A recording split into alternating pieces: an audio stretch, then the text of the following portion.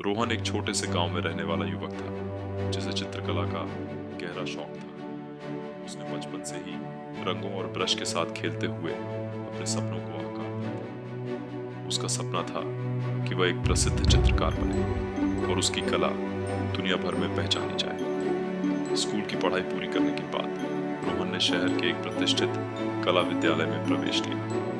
वहां उसे विभिन्न प्रकार की कलात्मक तकनीकों और शैलियों के बारे में सीखने का अवसर मिला। हालांकि शुरुआती दिनों में उसे कई चुनौतियों का सामना करना पड़ा। उसके सहपाठी उसकी कला की आलोचना करते थे और कई बार उसके शिक्षक भी उसकी कृतियों से संतुष्ट नहीं होते थे। रोहन ने कई कला प्रतियोगिताओं में भाग लिया, लेकिन उसे सफलता नहीं मिली। हर असफलता के साथ उसका आत्मविश्वास कम होता गया और एक समय ऐसा आया जब उसने चित्रकला छोड़ने का निर्णय लिया। लेकिन उसके माता पिता ने उसे समझाया कि असफलता ही सफलता की पहली सीढ़ी होती है। उन्होंने उसे महान आविष्कारक थॉमस एडिसन का उदाहरण दिया, जिन्होंने 9,999 बार सफल होने के बाद बल्ब का आविष्कार किया था।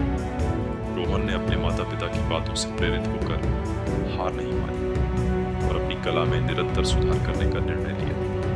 उसने अपनी गलतियों से सीखना शुरू किया और नई तकनीकों को अपनाया। धीरे धीरे उसकी कला में निखार आने लगा और एक दिन उसकी पेंटिंग्स को एक प्रमुख कला प्रदर्शनी में प्रदर्शित होने का अवसर मिला। वहां उसकी कला की सराहना हुई और उसे एक प्रतिष्ठित पुरस्कार से सम्मानित किया गया। सीख: रोहन की कहानी हमें सिखाती है कि असफलता को अंत नहीं समझना चाहिए। यह हमें अपनी कमजोरियों को पहचानने और उनमें सुधार करने का अवसर देती है। हर असफलता हमें सफलता के करीब ले जाती है, बशर्ते हम उससे सीखें और आगे बढ़ने का संकल्प रखें। इस प्रकार असफलता वास्तव में सफलता की पहली सीढ़ी है, जो हमें मजबूत बनाती है और हमारे सपनों को साकार करने में मदद करती है।